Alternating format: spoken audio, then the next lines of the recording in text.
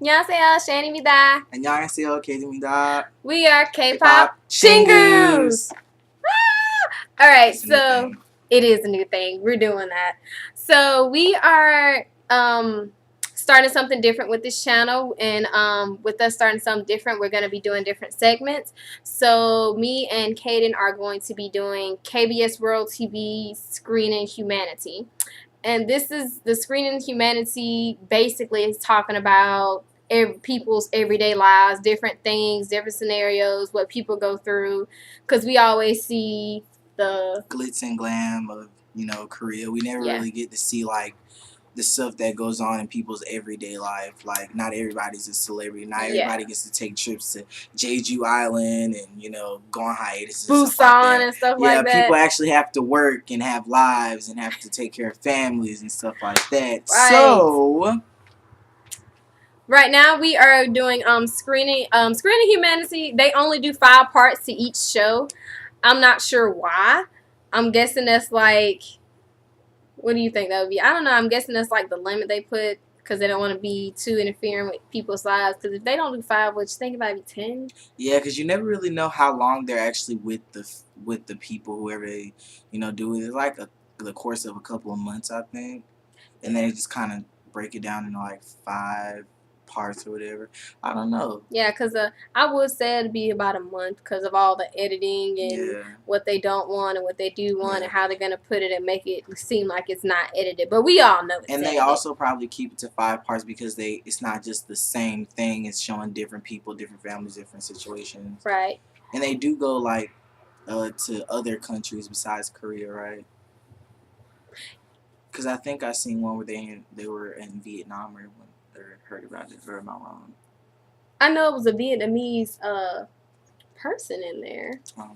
Well, they go to different parts of Korea, different parts that some I've never even seen or heard of from what I see in Korea from the dramas, the soap operas, and all that type stuff. I don't never hear about these certain places or islands. They did go to an island that was similar to Jeju Island. That was probably where the other one came from because the lady was Vietnamese and all that. Yeah, she was from Vietnam. They told me it was Jeju Island. She was in the wrong island. That's what happened. But right now, the Screening Humanity show we're going to be talking about right now is the show called Mom. It's either Mom or My Mom. You probably should have looked that up. I think it's just, I took notes. I did too, a little bit. I think it's just. Yeah, this one's just Mom. Okay, this one's just Mom. In this particular,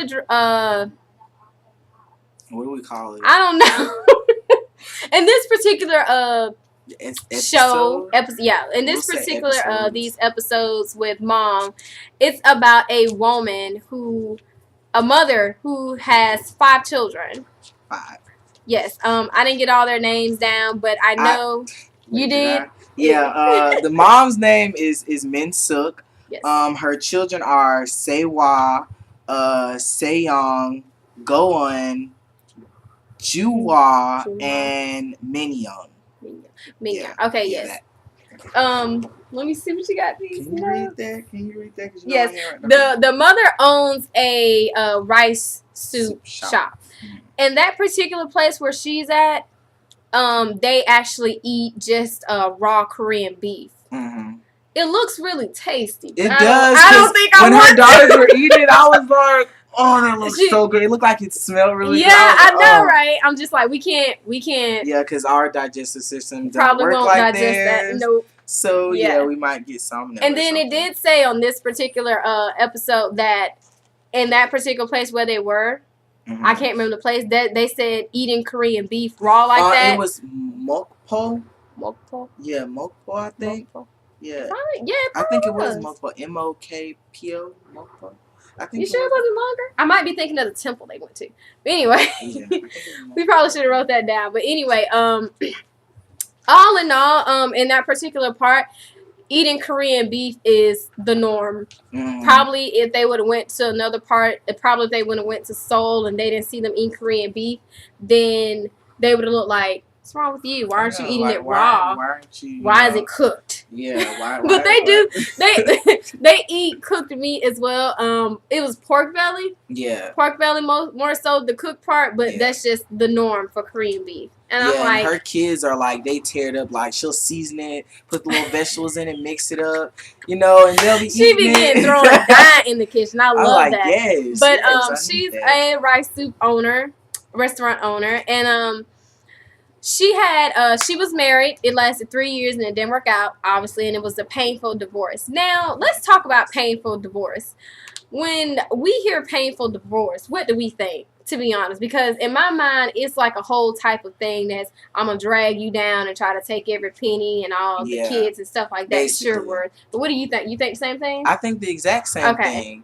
And in this situation, it was kind of, I would say it was a little different. Mm-hmm. Because the husband basically, I'm not sure what they had while they were married. Me neither. But it seemed like he left her with basically nothing. Like, yes. The two and gave her the kids. Yeah, the 2 daughters that, you know, that they had, she kept them, and they, you know. She didn't. Didn't they fight for custody? They went to the court and they I thought she had a daughter and a son. No, she had, though. She With had her marriage, 2. I know she had the 2, daughter that became the 3rd oldest. Yeah, but she had a son her original, too. That was her nephew.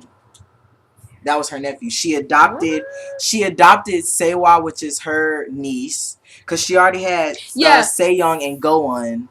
Then Juwa came in right after Sewa, and then she adopted Minyoung. Which means Juwa came in afterwards. Juwan came in afterwards. Because they were all cousins. All of them were cousins. Okay, yeah. See, when I kept looking at the baby picture, she adopted her husband's. Her ex-husband's nieces. She adopted the 2 nieces, which is why her daughter became the 3rd Exactly. oldest. And then she got Juwa, which is the only boy child besides the lone wolf. Yeah, the lone wolf. And then Minyoung is the baby she adopted.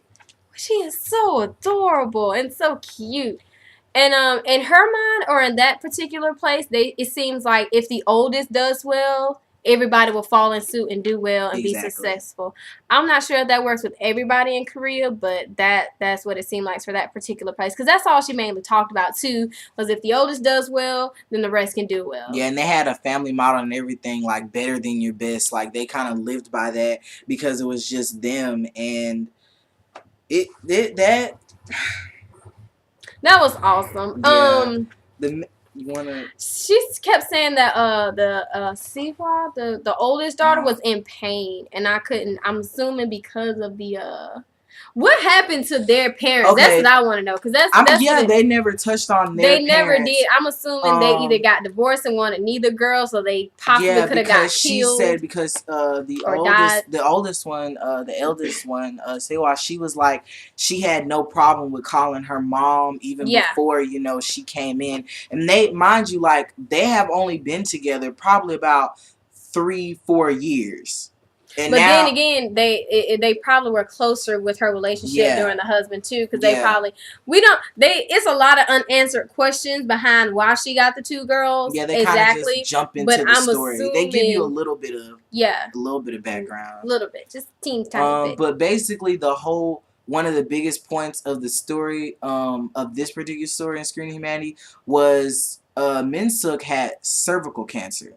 Yes, she did, and. What was it? She missed the timing for her treatment. Yeah, she had the surgery and got it removed, but she didn't go back to finish her chemotherapy. The doctors, when she finally went back after, you know, her kids and, you know, her parents convinced her to go back, they found out. About a year? Yeah, it was a year after that. They found out, like, her leukocytes were too low, so she couldn't complete her chemotherapy, and she had to hope and basically pray that it wouldn't come back. And and then her parents were at this temple. They lived at the temple. The mom lived on the top. The dad lived on the bottom. They didn't put too much of where our locations were, but you know, we could tell it's a temple. The priest introduced her to opening the rice soup shop, the head priest, and her parents would always give her food that's supposed to prevent cancer. Yeah. So I'm not sure if that has anything to do with it, but I hope it does. And like the funny thing with her parents is when she's at home, they'll randomly drop off stuff at her door. Don't even say a word and just leave. I don't get it, but I'm just like, well, they do have to go back to the temple and work. So they did. And her mom, I can't remember her mom's name, but her mom was saying how she felt about the whole thing with her taking on all these kids and stuff like that. Her mom even told her, like, you shouldn't do it. You're already sick. You have enough to deal with, stuff like that. And why are you taking on all these kids? But Minsuk revealed towards the end of the episode that children is her life. She loves children. She always wanted to have like an orphanage and stuff like that, and see the little kids running around, and it's very touching. It was like her calling, basically. And that's this mom was, when I first started watching Screening Humanity, I think this was actually the very first episode that I seen dealing with it, because they had just starting it up. And then I don't know how I came across it, but I'm like, well, let's go to KBS World TV one day and see what happens. So I think that's what happened. And I was like, I read the description of it, and I'm like, sounds interesting. Let's see what it is. And I actually found out it said about everything about people's life. I'm like, that's awesome, because we, like, just like any other place in the world, you're gonna have your good and your bad. That's just any place. And we always see a lot of we see a lot of the good. We get a lot of hate with the bad, and it's just like the world explodes with the bad. And I'm like, whatever. You can't help situations and stuff like that. So it's just whatever. But with this mom, what I did love the best was she said she wanted to wear a wedding dress before she died. That was like the most touching. Oh my God. And she wore a wedding dress. All her kids were dressed up. Her boys looked so handsome. And they took family pictures. And then when they got could not stop crying. He was so emotional. I was like, yes. I was like, no. Oh, and he was like the first or second in his school. Yeah. Was he in middle school? He was in middle school. Middle school, yes. He was in middle school. The oldest was waiting on college admissions to stuff. Yeah. And she ended up getting put on the waiting list. Yes, she was like 12th on the waiting list. And it's just like, if you think about it, even if you waitlisted, it's good, because you could not just get accepted at all. And she still kept trying at the end too. She kept going for different things, like I think the second one was probably about cosmetology or something. Yeah, I think so. I can't remember what the first one that she did. I think so. But wasn't it like some kind of social services or something like that? It was. I think. And to be honest, it was good that she put forth effort to try something else besides just waiting on that, because she was really, really upset she got waitlisted, and her mom actually laughed at her. Yeah. Which wasn't a good idea, but at the same time, they said they weren't gonna apparently the family agreed they weren't gonna shed tears over things like that. So the motto is what came in after that. And so it's kind of like they kind of, I think it's kind of like a thing that they have. The TV is reflecting off your glass. I know. I'm sorry. The TV. This is the curse of wearing glasses. I mean, it happens. Camera adjustment. It happens, but I think, and it's still there. You know what? Doesn't even matter. Okay, we're gonna skip that. Excuse me for trying to. The basic thing, I guess, with this family is like they want to laugh at their failure, so it won't seem so bad. I can get that. It won't seem so because bad. Because it won't be like, oh, I didn't get into college, so I'm gonna sit here and mope around for about 30 days. Yeah, basically. Instead of, I'm gonna laugh it off. I can be upset. I can laugh at it. Then I can go try something else. Yeah, because she even said, she was like, I want to cry so bad, but yet she laughed. So, it was was a good thing. And then the thing about that, the two oldest, they did help out their mom a lot with the restaurant too. For a second, I thought one of them was going to become a restaurant owner, but Sehua, she actually does a little bit of cooking herself, and then like her sister was like, oh, it tastes different from mom. She was like, of course it tastes different because I made it. Yeah, that was I think that was Gohan. Yeah, the second oldest girl. Yeah, third oldest. No, the third oldest. Say Young is the second oldest. She's 16. No. Sehua is the oldest. Yeah, then you got the Say Young. The tallest chick. That's Sehua. No. The other tall chick that got a little bit of weight on her. Yeah. Young. Go Young is the chubby one in middle school. Okay, that's the third. Yeah. So who's the second? What was her name? Say Young. What? I'm lost, bro. Wait a minute. They're all in order. Say y'all. I forgot to put the O. My handwriting is stupid. Okay. Yeah. They're all in order. And then her actual daughter, the third oldest, she really, I don't know if she chose just not to be in a lot of the camera time, but it kind of felt like she didn't want to, or it was like it was just there. I mean, because a lot of times she was in her room. Yeah, I guess she felt a certain type of way because of how it was gonna play out. Basically, she basically became the third child, and because her mom adopted her two nieces. Mm-hmm. And you can feel a certain type of way about that, but eventually you'll get over it. I guess at that particular time it just wasn't in her to try and be famous on TV or something. Maybe her friend said it wasn't good or something like that. I'm not sure. We don't know her feelings. But Mignon is so adorable. I love him. He's so adorable. But yes, I would definitely recommend anybody, if you watch Screening Humanity or if you already seen it, I would definitely recommend you watch Mom because it is the absolute best. For that particular one, I would say it's best out of all the ones I have seen. But then again, everybody has their own story. So I can different opinions, stuff like that. Talk while I try to look through your notes. Is that all you had? I had the ones from No, how you gonna have more than on that? Anyway. I mean, because there was a lot in that episode. It was. So anyway, basically this was an all-around awesome way to look at Korea when you first start watching Screening Humanity and stuff like that, because everybody in the dramas, I want to say some of that stuff can be true and they just make it seem like it's not, but that can actually happen in real life. Not the exact way they put it, but whatever drama, it can actually happen, stuff like that. Not saying that don't be fooled by everything in K-pop that's fabricated and you see all this magical, pretty stuff. They have real lives too. They have to go through humanly things and have to deal with situations, that come up, and when the situations come up, everybody just blows out of proportion. Like, in my mind, people make mistakes. Yeah. They don't feel like that in K-pop or Korea. It's crazy. But this Screening Humanity, I think they could have possibly started this due to what came about in K-pop and how they were portraying Korea. I feel like KBS did that. I'm not sure if that was their actual motive or whatnot. But yeah.